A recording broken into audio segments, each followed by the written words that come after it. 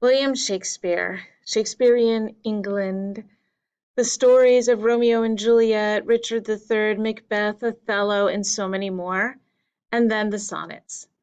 We study Shakespeare for a reason. Why do we study Shakespeare? Because his themes are timeless. They're all relevant characters that are real to us. We can relate to the people, we can relate to the consequences and the choices and the events that we read about in Shakespeare's literature. So let's talk a little bit about William Shakespeare, the man. He is a legend, but he was a man, and he walked this planet just like we are today. So let's take the myth and the mysticness out of what we all think of for William Shakespeare, and instead let's look at the reality of who he was. So this is a picture of the cottage that his wife, Anne Hathaway, owned, that he moved into after he got his girlfriend of 26 pregnant. Shakespeare himself was only 18 when he fell in love with Anne Hathaway and got her pregnant. But he married her, so he did the right thing. He did have some schooling until he was about 14 years old. He did work maybe in his dad's tanner, leathering, glove-making company. Maybe he worked as a legal apprentice. Maybe he even tutored people because he did learn a lot with humanities in his 14 years or a little bit less of education. So he was educated. Girls, of course, were not educated, not in England in this time. He was raised Catholic, and though he probably was taught to marry first and then have children, things happen, right? He's a human being. So he marries Anne Hathaway. They have their daughter, Suzanne. And then a few years later, they have a set of twins, a boy and a girl. But unfortunately, the boy, Hamnet, passed away at a very early age in his life. Now, when Shakespeare was in his early 20s, he decided he wanted to become an actor. And so he packed his bags and he left Stratford upon Avon, or Avon, how it's pronounced, I think, there. And he moved to London, England. That's where he had to go if he wanted to be a professional actor. And he joined a troupe there called the Lord Chamberlain's Men. Now, Anne and the kids stayed in Stratford, and he did send money to them, but he never moved back home again until he was close to his death. So here's a little picture of England, or specifically London, England, in Shakespearean times. So Shakespeare, don't forget, was born April 23rd. We have a baptismal record for a few days after that. We don't have a birth certificate, but most people were baptized just a couple of days after they were born. And so we know that he was born around April 23rd, 1564 in Stratford. And so when he moved to London, it's about 1580 something. And he worked for the Lord Chamberlain's Men. Now let's talk about theater in this time period a little bit. There were other theater companies besides the one that Shakespeare worked in. A lot of times theaters were performed, or theatrical productions were performed in inns or taverns or even courtyards. There were some small theaters. In fact, there was one called the Rose. There was one called the Theater. But eventually, Shakespeare and some others, James Burbage and some others, put their monies together and built a theater just for their company. And that theater was called the Globe. And was built right along the River Thames there in London. That became the most prominent theater because the Lord Chamberlain's Men was the best theatrical company in the city in this time. So they sold out all the time. And Shakespeare became really good at writing plays. So he started writing like 2-3 plays a year, and they would do multiple plays at a time. So think about it. These actors, and nope, no actresses, just actors. These men who played all the parts in the plays had to memorize multiple parts from multiple plays at the same time. That's pretty amazing as far as I'm concerned. So yeah, the guys played all the parts between the ages of 12 and 20 before their voices totally changed or they really became manly looking. they played the female parts. And then after that, they played the male parts.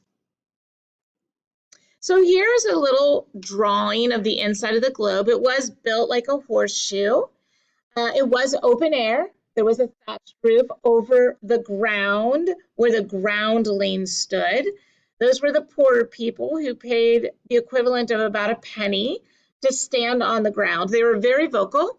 So if they really liked your production, they would hoot and holler and cheer you on. But if they didn't like your production, they would throw food at you. And that's where we get it from the cartoons where you see people throwing tomatoes at the actors. Yeah, only they weren't throwing tomatoes in this time period. No, in that time period, they were eating oranges and walnuts in the theater. And so either they throw the whole walnut or the entire orange at the actors, or pieces of it, let's hope, because that would hurt awfully bad. There are different tiers and different levels, so you paid more money to sit higher up. So Queen Elizabeth would sit way up in the top in the center so everybody could see her very clearly. And if you were really wealthy, you actually paid to sit on the stage. And you would sit on the sides of the stage where the visual isn't as good, but everybody could see you and the beautiful dress that you were wearing. And that was something important to the people of Elizabethan England, that if you had money, if you were aristocracy or nobility, you wanted people to see you and what you were wearing. Not much different than when you talk about what everyone's wearing on the red carpet at the award shows in Hollywood, huh?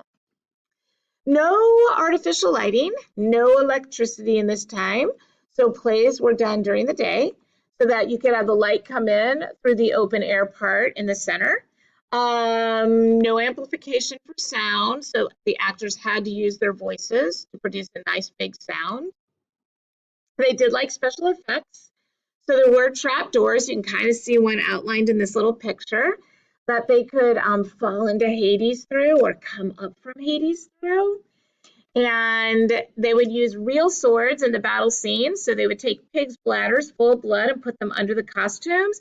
So when they stabbed, it would go into the pig's bladder, hopefully. And if they missed the mark, then they were hurt or killed. And that did happen in Shakespearean plays. And they would shoot off cannons during the war scenes, like in a Henry V production. But one time, I think it was around 1612 or 13, a cannon caught a beam on fire, which then caught the thatched roof on fire, which then burnt the entire Globe Theater down. But a year later, they built it back up. Now, there were several times where the theater had to be shut down for maybe the Black Plague or bubonic plague. The Puritans and the Protestants, which were, I think, one and the same, shut the theater down off and on over the years because they felt like it was a very vulgar form of entertainment, and it also attracted very vulgar people. So they wanted it shut down, which they permanently did get done in 1642, and then theaters were not reopened again for quite a few decades. But there is a Globe Theater there today that looks very similar to the original Globe Theater. So Shakespeare wrote 3 types of plays: tragedies, like Hamlet, like Macbeth, like Romeo and Juliet, where people are trying to make the right decisions, but so many times they act hastily and act on impulse and end up making the wrong decisions and end up with the demise of death. There are a lot of deaths in the tragedies, a lot of sorrow. He also wrote comedies like Much Ado About Nothing and A Midsummer Night's Dream and Twelfth Night. And he also wrote histories based on the different Henrys and the different Richards that ruled England. Shakespearean language. So Shakespeare made up over 17,000 words. Like, seriously, that's a lot of words. And he made them up. And a lot of those words are still used today. Hence the reason we still read Shakespeare, because that's incredible. Some examples of words that he made up were saucy and hark and hither. And even though we don't really say those words in our modern language today, we know those words, and they were used for hundreds of years. Here are some more words that Shakespeare made up. Puke is one of my favorites. Gloomy, majestic, countless, bloody. These are all words that Shakespeare made up. Now I said 17,000 words. So these are just a few of the words that Shakespeare made up. And not only did he make up words, but he also made up sayings. So here are some of the cliche phrases that Shakespeare made up that you might have heard of. One fell swoop, into thin air, fast and loose, I'm in a pickle. Looking down, what are some other ones that you've heard of? Maybe you've heard pomp and circumstance at graduations. There's even been a song called that. Shakespeare coined that phrase. Catching a cold, heart of gold, method of madness. So these are all words that are all slogans and phrases that Shakespeare made up. And there are so many more, like all's well that ends well. So this is a picture of the modern day Globe Theater. It's not in the exact same spot that Shakespeare's Globe Theater was, but it's just down the road. So you're very close to it, because nowadays what I have read and heard is that there is a parking garage built where Shakespeare's original Globe Theater was built. But this one is very similar.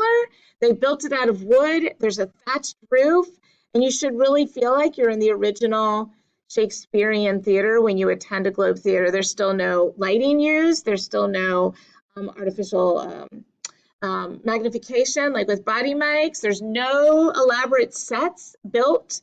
They do still have elaborate costumes, and they have men playing all the parts. At least that's the word on the street. I have yet to make it to England, but I hope to get there someday. And I hope that gives you a little bit of insight about William Shakespeare, his Globe Theater experience, and his life and times.